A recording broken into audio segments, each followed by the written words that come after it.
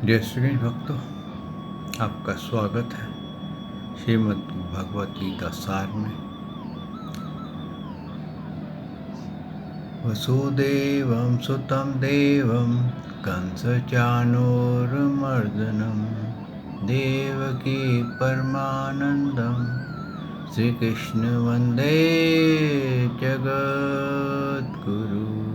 श्रीकृष्ण शरणं गोपाल शरणं श्रीकृष्ण शरणं गोपाल शरणं मेरे बांके बिहारी नंदलाल शरणं मेरे बांके बिहारी नंदलाल शरणं श्रीकृष्ण शरणं गोपाल शरणं श्रीकृष्ण शरणं गोपाल शरणं मेरे बांके बिहारी नंदलाल शरणं मेरे बांके बिहारी नंदलाल शरणं श्रीकृष्ण शरणं गोपाल शरणं कृष्ण शरणं गोपाल शरणं मेरे बांके बिहारी नंदलाल शरणं मेरे बांके बिहारी नंदलाल शरणं श्रीकृष्ण शरणं गोपाल शरणं श्रीकृष्ण शरणं गोपाल शरणं मेरे बांके बिहारी नंदलाल शरणं मेरे बांके बिहारी नंदलाल शरणं। बोल भगवान श्री कृष्ण की जय, श्री नंद के लाला की जय, श्री द्वारकाधीश भगवान श्री कृष्ण की जय, हे देवकी नंदन श्री कृष्ण की जय। बोल देवाली देव पूर्ण ब्रह्म भगवान श्री कृष्ण की सदा ही जय। जय श्री कृष्ण भक्तों, आपका स्वागत है श्रीमद् भगवत गीता सार में। भक्तों, अब तक हमने श्रवण किया था कि भगवान ने किस प्रकार से अर्जुन जी को बताया कि तू विषयों से हट करके कर्म योग कर, यानी कि अगर तू विषयों में रहेगा तो तेरा कभी कल्याण नहीं हो सकेगा। ये विषय सदा ही मानव को कहीं न कहीं खींच करके ले जाते हैं, चाहे वो कोई भी इंद्रिय के साथ हो, दृष्टि के साथ हो, श्रवण इंद्रिय के साथ हो, रस इंद्रिय के साथ हो, स्पर्श इंद्रिय के साथ हो, नासिका के साथ हो। ये जितनी भी पांच ज्ञान इंद्रियां हैं ना भक्तों, ये हमारे को कहीं न कहीं खींच करके ले जाती है और फिर हम उन विषयों में ऐसे जकड़ जाते हैं जैसे कि दलदल में फंस जाता है। तो उसका भगवान ने बड़ा वैराग्य के साथ कि अगर तुम अपने मन में ये सोच लो कि ये कर्म फल जो है, इसके कर्म तो मैं कर रहा हूँ लेकिन इसके फल के अंदर मेरी कोई आसक्ति नहीं है। फल मिल गया तो प्रभु कृपा, नहीं मिला प्रभु कृपा। आप अपना कार्य करिए लेकिन फल में अपने आप को चिपकाइए नहीं, अपने आप को उसके लिए अधोगति में मत पहुँचाए कि नहीं मैं तो ले के छोड़ूंगा चाहे भले कुछ भी हो जाए। जैसे कई बालक होते हैं, बड़े जिद करते हैं कि ये चीज़ ले के छोड़ूंगा भले ही वो उनके लिए नुकसान कर दे। कई जो हठी हो जाते हैं, कहते हैं ना बाल हट, राज हट, त्रिया हट। उन हट के आगे फिर इंसान बेबस हो जाता कई बार। तो इस तरह से भक्तों, भगवान ने बड़े प्रेम से उसको ये बताया कि हमारे को हर हाल में अपने आप को कंट्रोल में रखना चाहिए। और दूसरा उन्होंने ये भी कहा कि कंट्रोल में रखने की सबसे पहली जो शर्त है या प्रिंसिपल है या पॉइंटर कह लीजिए, वो ये है कि आपसे जो कहा जा रहा है आप उस पर विश्वास करते हैं या नहीं। क्यों कि बहुत से व्यक्ति को डाउट होता है कि ये जो कह रहा है ये पता नहीं सत्य कह रहा है या नहीं कह रहा, या मैं इनसे ज़रा प्रश्न करके इनके ज्ञान की परीक्षा लेता हूँ कितना ज्ञान इनको आता है। तो इस तरह के जब विचार हमारे अंदर आते हैं तो वक्त क्या होता है कि हमारा विश्वास डगमगा जाता है। और अगर ये हम पहले तो हम पूर्ण रूप से समझें कि जो गीता है वो भगवान ने ही कही है, सत्य ही कही है, और जो मैं श्रवण कर रहा हूँ या जिसके मुख से भी ये सार सुन रहा हूँ या गीता सुन रहा हूँ वो भी सत्य ही गा रहा है। और उस पर विश्वास कीजिए, उसके बताए हुए नियमों पे विश्वास कीजिए। पहले श्रवण कीजिए, मनन कीजिए और फिर उसको अपनी लाइफ में, अपने लाइफस्टाइल में उसको उतारिए, उसके जैसा लाइफस्टाइल बनाइए। तब जा कर के आप कर्म योग करने के पहली सीढ़ी पे आएंगे। और ये नहीं कि आज आप कर्म योग शुरू करेंगे तो एकदम आपका सही हो जाएगा। बहुत बार आपका पाँव, कहते हैं ना पैर, जैसे वो आपने देखा है कि जब स्केटिंग सीखते हैं लोग तो कितनी बार गिरते हैं। और इसी प्रकार से जब आप इसमें आएंगे तो आप कई बार आपका मन आपको भगा करके कहीं और ले जाएगा।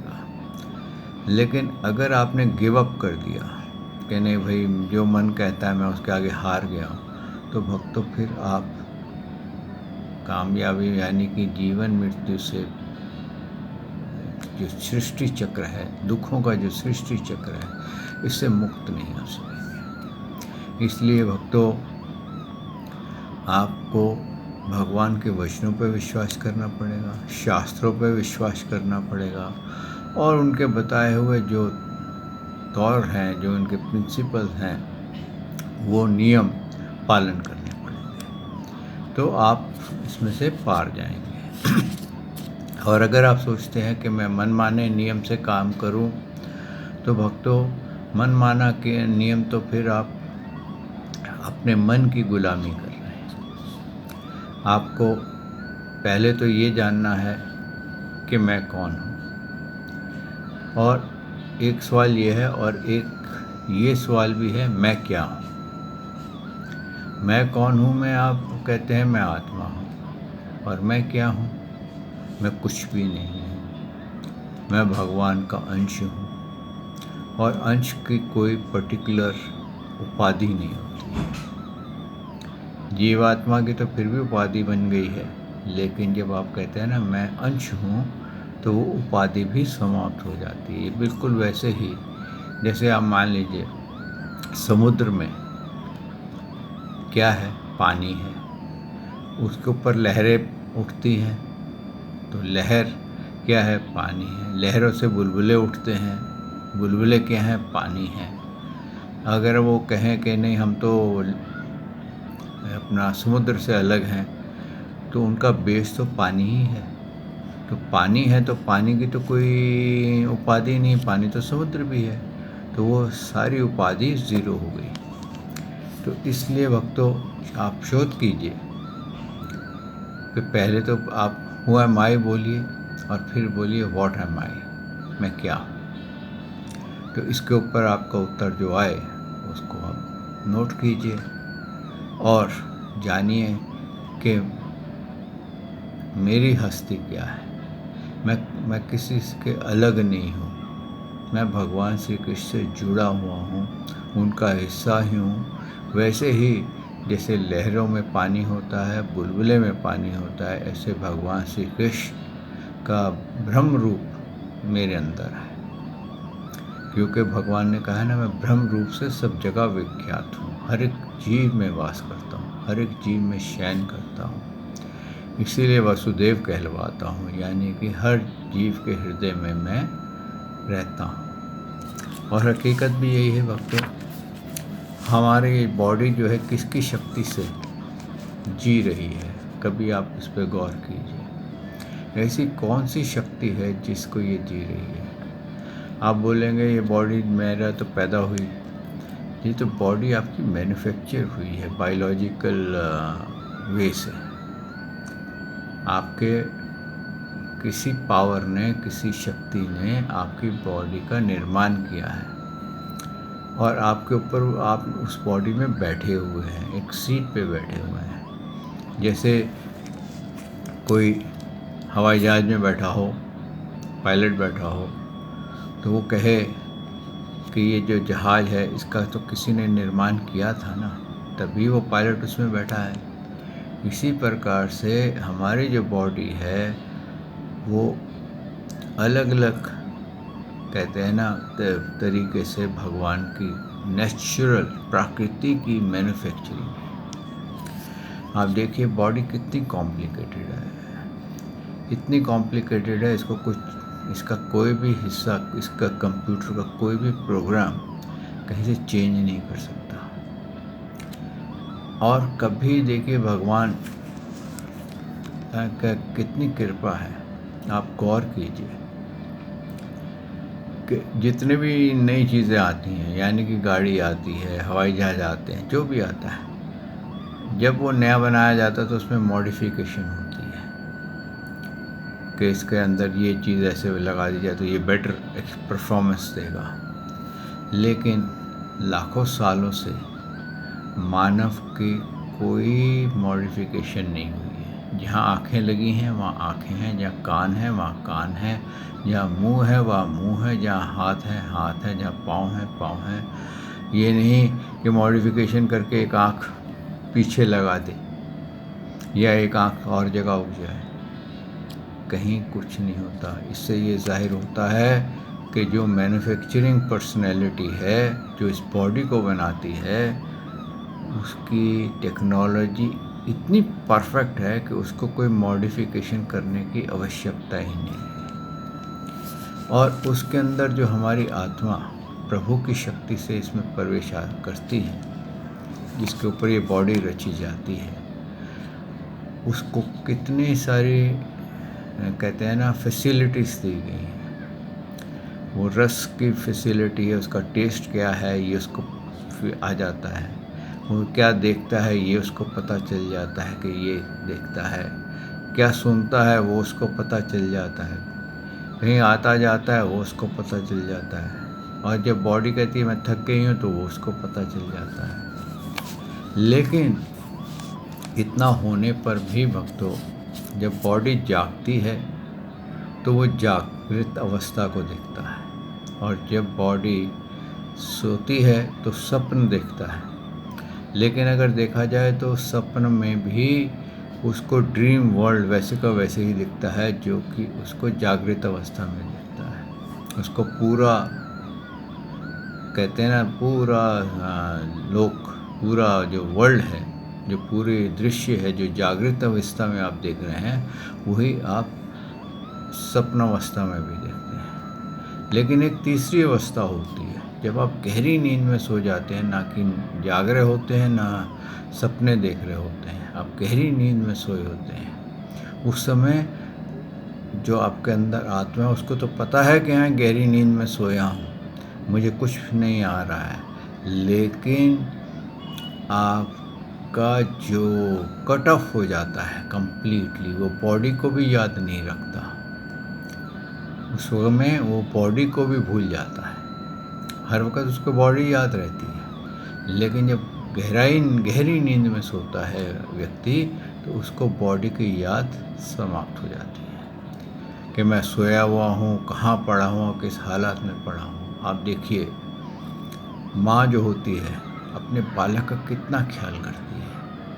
हर वक्त छोटा बालक जब पैदा होता है तो उसको अपनी छाती से लगाए रखती है। उसकी छोटी से छोटी बात को भी वो बड़े ऑब्जर्व करती है। एक पल के लिए भी अपने बच्चे को अपने से अलग नहीं करती। और वही माँ जब गहरी नींद में सो जाती है तो वो बच्चे से कट जाती है, उसका सिस्टम कट जाता है। फिर उसको बच्चे की याद नहीं रहती है। ऐसे ही भक्तों, ये जितना भी है ये हम सब सपने में है। कहते हैं ना, ये आपका ये जागृत आँख का सपना है और बॉडी नाशवान है। तो इसीलिए भगवान ने ये कहा है कि ये बॉडी के होते होते तू भक्ति कर ले, मेरी पूजा कर ले, और इस संसार सागर, मृत्यु रूप के संसार सागर में जहाँ तू बार बार गिरता है और एक ही भोग बार बार भोगता है। जैसे कहते हैं ना, जानवर एक ही भोग बार बार भोगता है, क्या कि आहार निद्रा भय मैथुन, उसके अतिरिक्त उसके पास और कोई भोग नहीं है। तो मानव देह में भी तू एक ही भोग बार बार भोगता। आप देख लीजिए कि आपके पास सुबह आप उठते हैं, ब्रश करते हैं, मुँह हाथ धोते हैं, ब्रेकफास्ट करते हैं, लंच करते हैं, शाम को चाय पीते हैं, रात का खाना खाते हैं और सो जाते हैं, और अपना जो भी आपका क्रम है व्यापार का, सर्विस का, वो आप करते हैं।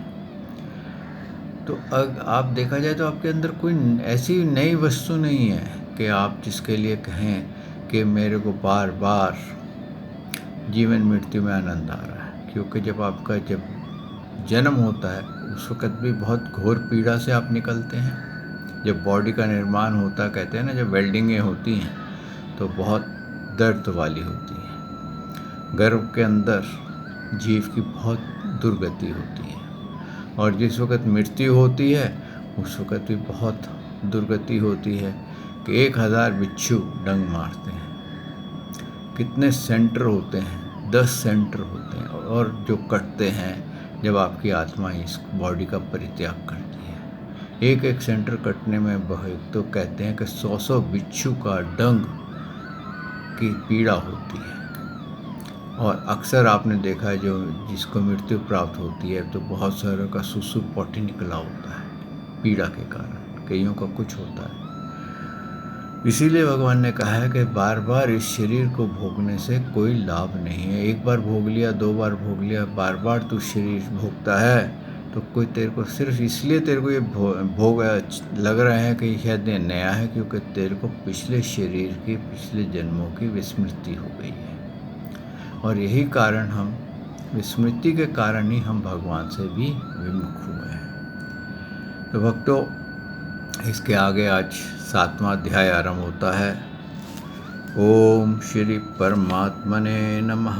अथ 7वां अध्याय। श्री भगवान उवाच।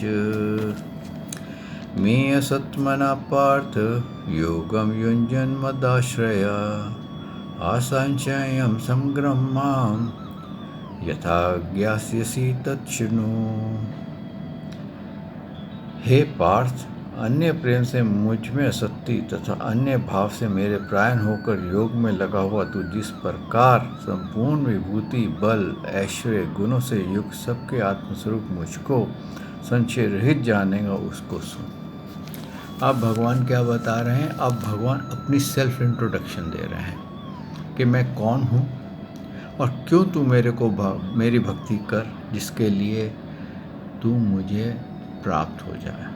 और जब तू मुझे प्राप्त हो जाएगा तो तेरे को जीवन मृत्यु में नहीं जाना पड़ेगा, क्योंकि भगवान जो हैं अर्जुन से बहुत प्रेम करते हैं। कहने वाले अर्जुन मैं और आप हैं। भगवान अपने भक्तों से बहुत प्रेम करते हैं, इसमें कोई संशय नहीं है। अपने भक्तों के लिए वो कुछ भी करने पे उतारू हो जाते हैं। यहाँ तक देखा जाए तो भक्त के लिए वो रथ चलाने लग गए थे और उनके दूत बन के भक्तों का कौरवों की सभा में गए थे। इतना वो सेक्रीफाइस कर देते हैं। और इसी तरीके से उन्होंने अपनी सेल्फ इंट्रोडक्शन दी है। और क्या कहा आगे? मैं तेरे लिए इस विज्ञान सहित तत्व को संपूर्णता से कहूँगा, जिसको जानकर संसार में फिर कुछ भी जानने योग्य शेष नहीं रह जाएगा। इसका क्लियर इंडिकेशन कि एक बार आपको भगवान की फुल इंट्रोडक्शन मिल जाए, फिर आपके पास क्या रह गया जानने के लिए, फिर क्या करना है और जान करके। लेकिन फिर भी आपको खाली भटकना ही है, तो ये इतना ज्ञान पाने के बावजूद फिर तो वो कहते हैं ना खोदू चंद, कभी ये खोद देता है तो कभी वो खोद देता है, कभी यहाँ जाता है तो कभी वहाँ जाता है, फिर खोदू चंद बन जाएंगे आप, लेकिन आप पार नहीं जाएंगे। कहीं ना कहीं आप कहते हैं ना भूल भुलैया में भटकते रहेंगे। आगे भगवान ने फिर उसको क्लियर किया है कि हजारों मनुष्यों में कोई एक मेरी प्राप्ति के लिए यत्न करता है, और उन यत्न करने वाले योगियों में भी कोई मेरे प्रायण होकर मुझको तत्व से अर्थात यथारूप से जानता है। देखिए ये सेंटेंस तो बहुत पहले भी आया है भगवान के बारे में कि कई लाखों मानव भगवान श्री कृष्ण की भक्ति के लिए यत्न करते हैं, और उन लाखों में से कई एक होते हैं जो कि भगवान श्री कृष्ण को रियलिटी में पाना चाहते हैं, और उन कईयों में से कुछ विरले ही होते हैं जो प्रभु को पूर्ण रूप से जान जाते हैं। क्योंकि भगवान का पूर्ण ज्ञान किसको मिलता है? जो प्रेम में, भक्ति में मीराबाई की तरह, रस खान की तरह और अनेकों जो भक्त हुए हैं उनकी तरह वो प्रभु में लीन हो जाए तो उनको वो रस मिलता है। और ये रस भगवान ने ये ज़रूर कहा कि सब कुछ छोड़ छाड़ करके तेरे को जंगल में जाने की आवश्यकता नहीं है। जहाँ तू है वहाँ बैठा हुआ ही तू मेरा चिंतन कर सकता है, तू मेरा अंश है और तू मेरे को उसी स्थिति में पा सकता है। तेरे को जाने की आवश्यकता नहीं है, मैं तेरे पास आऊँगा। तभी भगवान ने कहा तू एक कदम अगर आएगा तो बाकी 99 कदम मैं चल के आऊँगा। तो इसी को आगे भगवान ने कहा कि जिस शरीर को तू अब मैं माना बैठा है वो शरीर क्या है। अब उसको बताया है कि जिस शरीर को तू पकड़ के बैठा हुआ है वो क्या है। और उन्होंने बताया है कि पृथ्वी, जल, अग्नि, वायु, आकाश, मन, बुद्धि और अहंकार भी इस प्रकार ये 8 प्रकार से विभाजित मेरी प्रकृति है, 8 प्रकार के भेदों वाली तथा अपरा अर्थात मेरी जड़ प्रकृति है। और हे मानुभाव, इसमें दूसरी जिससे यह संपूर्ण जगत धारण किया जाता है वह जीव रूप मेरे धारण किया जाता है मेरी जीव रूपा परा अर्थात चेतन प्रकृति जान। यानी कि क्या भगवान ने यहाँ कहा है कि तेरा जो बॉडी है वो इनसे बनी हुई है, इनसे पृथ्वी, जल, अग्नि, वायु, अहंकार, मन, बुद्धि और अहंकार से, यानी कि इससे तेरी बॉडी बनी हुई है। और जो मेरा जीव रूप जिससे कि तू चेतन हो गया है वो अलग है। तो तू अपने आप को अगर बॉडी मानता है कि मैं बॉडी हूँ तो बॉडी तो एक जड़ पदार्थ है। जैसे कि कार है वो एक जड़ है, लेकिन उसका ड्राइवर जो है वो चेतन है। तो गाड़ी काम कर रही है, सब कुछ है, लेकिन वो कब करती है? जब उसमें चेतना रूपी ड्राइवर बैठता है। ऐसे ही वक्त तो ये शरीर जो है कहते हैं ना ये क्या है, ये डेड बॉडी है। डेड बॉडी क्यों कहा जाता है? क्योंकि उसके अंदर से वो जो ड्राइवर है, जो चेतना है, जो भगवान का अंश है वो निकल गया, इसलिए उसको कहा कि कहते हैं ना ये डेड बॉडी है। फिर डेड बॉडी क्यों नहीं हिलती? देखा जाए तो डेड बॉडी में क्या चीज़ की कमी रह जाती है? क्या कोई उसकी आँख कम हो जाती है? क्या उसका वजन कम हो जाता है? क्या उसका नाक टूट जाता है? या कोई और लिंग उसका अंग ख़त्म हो जाता है? कुछ भी नहीं, एज इट इज़ पड़ा रहता है और वो हिलता डुलता नहीं है। तो जो आत्मा है उसका किसी से कोई संबंध नहीं होता, वो अपने भोगों को भोग करके चला जाता है और फिर जो अपने जो कर्म किए होते हैं उनको इकट्ठा करके दूसरे शरीर में चला जाता है। तो वहाँ पर जा कर के वो फिर वही भोग भोगने आरंभ कर देता है। फिर आगे उन्होंने क्या कहा है? उन्होंने कहा है ऐसा समझ कि संपूर्ण भूत इन दोनों प्रकृतियों से ही उत्पन्न होने वाले हैं। मैं संपूर्ण जगत का प्रभाव तथा प्रलय अर्थात संपूर्ण जगत का मूल कारण हूँ। यानी कि यहाँ पर भगवान ने एक बहुत क्लियर बात कर दी है कि सब कुछ मेरे से ही होता है। इसलिए उनके इंट्रोडक्शन में सबसे पहले आप ये समझ जाइए कि ये प्रकृति की रचना भी प्रभु ही करते हैं और हमारी जीवात्मा हम उन्हीं के अंश भी हम उन्हीं की कृपा से निकलते हैं और इन बॉडियों में आकर के ड्राइवर की तरह हम इन बॉडियों को चलाते हैं। लेकिन हमारे साथ भूल क्या होती है कि हम इन बॉडियों को मैं मान लेते हैं कि ये मेरी बॉडी है। आप देखिए जब मैं मान लेता है तो फिर क्या होता है, ज्ञानवान, धनवान, रूपवान, कुलवान, बुद्धिमान और समाने को वान उसमें लग जाते हैं और वो वानों की सैया पे ही लिटा रहता है। इसी तरीके से उन्होंने ये कहा है कि मेरे अंदर ये बिल्कुल मेरे से अटैच्ड है, उसी तरह से ये सब कुछ मेरे से अटैच्ड है। जैसे कि माला होती है वो एक धागे से अटैच होती है। जो माला के मन के होते हैं वो एक धागा उनको बांध के रखता है, तभी वो माला बनती है। नहीं तो अगर धागा टूट जाए तो क्या होगा, मन के बिखर जाएंगे, माला समाप्त हो जाएगी। तो भगवान ने कहा है ये सब जितने भी बॉडीज़ हैं, जितने भी आत्माएं हैं, ये मेरे से ही मैं इनमें उसी तरीके इनको बना के रखता हूँ जैसे कि एक माला को सूत्र जो होता है उसका धागा होता है वो बांधे रखता है। और उन्होंने फिर ये कहा है कि तू हर वस्तु को एप्रिशिएट कर जो मेरे हाथ से बनी है। जल पीता है उसको एप्रिशिएट कर, उसमें रस है, जीवन शक्ति है। पीने से क्या होता है, तेरे को शीतलता मिलती है। चंद्रमा और सूर्य में क्या है, प्रकाश है, तेरे को शीतलता भी मिलती है और गर्मी भी मिलती है और उसके कारण ये जीवन बढ़ता है। और उन्होंने कहा है कि मैं वेदों का बीज मंत्र हूँ, यानी कि जो नॉलेज है, अध्यात्म की नॉलेज है, उसका मैं बीज मंत्र हूँ।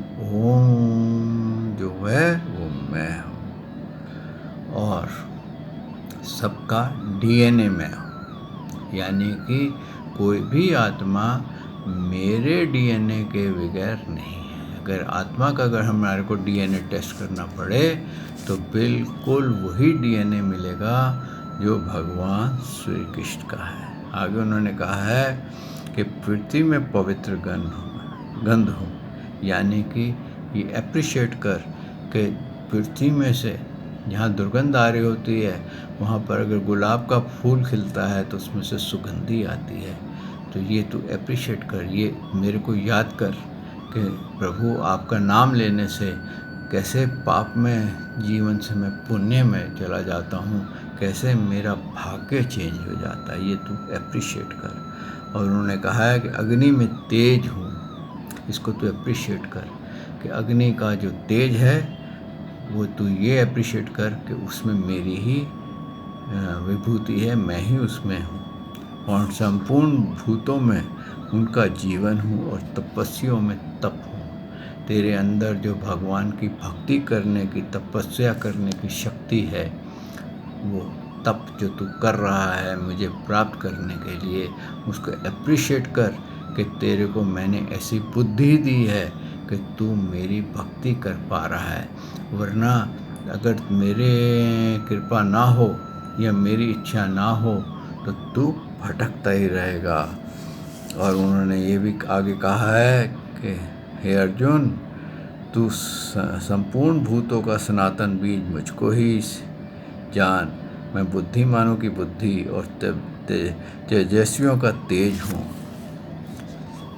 यहाँ पर उन्होंने क्लियर ऐसे खोल दिया है कि जो भी श्रेष्ठ वस्तु तेरे को लगती है उसको एप्रिशिएट कर, जो नेचुरल श्रेष्ठ है उसको तू एप्रिशिएट कर। मैं सब वो स्पेशल जितनी भी स्पेशलिटीज़ हैं वो मैं हूँ। जब तू उसको एप्रिशिएट करने लग जाएगा तो क्या होगा, तू मेरे से प्रेम करने लग जाएगा। और भक्तों, जब किसी से प्रेम हो जाता है तो उसकी याद बहुत ज़्यादा हो जाती है। फिर ऐसा समय आता है कि उसकी याद के बिना रहा ही नहीं जाता है, हर वक्त उसकी याद सताती है। और फिर ये होता है कि जब हमें याद सताती है तो जैसे भृंगी कीट होता है, एक बाहर से कीड़ा पकड़ के लाता है और एक मिट्टी के घरौंदा जो आपने कई बार देखा हो घरों में लगाता है, उसको उसके अंदर बंद कर देता है और एक बार उसको डस देता है। तो वो कीड़ा जो पकड़ के लाया है, जबकि वो कोई भी कीड़ा हो सकता है, ये नहीं कि पर्टिकुलर जात का होता है। वो कीड़ा बाद में भृंगी कीट बन जाता है। क्यों? कि वो कीड़ा के अंदर उसकी थॉट, उसके बारे में इतना तेज़ विचार चलता है कि उस कीड़े के शरीर का परिवर्तन हो जाता है। ऐसे ही भक्तों, जब हम भगवान श्री कृष्ण का कहते हैं पूर्ण रूप से, पूर्ण मन वाणी शरीर से पूर्ण रूप से चिंतन करेंगे, जैसे कि कहते हैं ना कि भिखारी को नोट दे दिया जाए और कहा जाए तू इसमें जितने गिन ले और वो तू उठा ले और ले जा, तो यकीन मानिए भिखारी अपने हर चीज़ भूल जाएगा। यहाँ तक भी भूल जाएगा कि मैं कहाँ रहता हूँ, क्या रहता हूँ। नोट गिनने में मजा है, उसका ध्यान इधर से उधर हो जाए। उस प्रकार से कहते हैं ना तेल धार की तरह हमारा ध्यान जब प्रभु में लग जाएगा, तो भक्तों हम इस जीवन मृत्यु के भवसागर से सदा सदा के लिए मुक्त हो जाएंगे। आइए भक्तों, यहाँ वाणी को विश्राम देते हैं। कल प्रभु ने चाहा तो प्रभु के आगे गुणों का पान करेंगे। श्री कृष्ण शरणम गोपाल शरणम, श्री कृष्ण शरणम गोपाल शरणम, मेरे बांके बिहारी नंदलाल शरणम, मेरे बांके बिहारी नंदलाल शरणम, श्री कृष्ण शरणम गोपाल शरणम, श्री कृष्ण शरणम गोपाल शरणम, मेरे बांके बिहारी नंदलाल शरणम, मेरे बांके बिहारी नंदलाल शरणम, श्री कृष्ण शरणम गोपाल शरणम, श्री शरणम गोपाल शरणम, मेरे बांके बिहारी नंदलाल शरणम, मेरे बांके बिहारी नंदलाल शरणम, श्री कृष्ण शरणम गोपाल शरणम, श्री कृष्ण शरणम गोपाल शरणम, मेरे बांके बिहारी नंदलाल शरणम, मेरे बांके बिहारी नंदलाल शरणम। बोल भगवान श्री कृष्ण की जय, श्री नंद के लाला की जय, श्री देवकी नंदन श्री कृष्ण की जय, श्री द्वारकाधीश भगवान श्री कृष्ण की जय। बोल देवादिदेव पूर्ण ब्रह्म भगवान श्री कृष्ण की सदा ही जय। जय श्री कृष्ण भक्तों।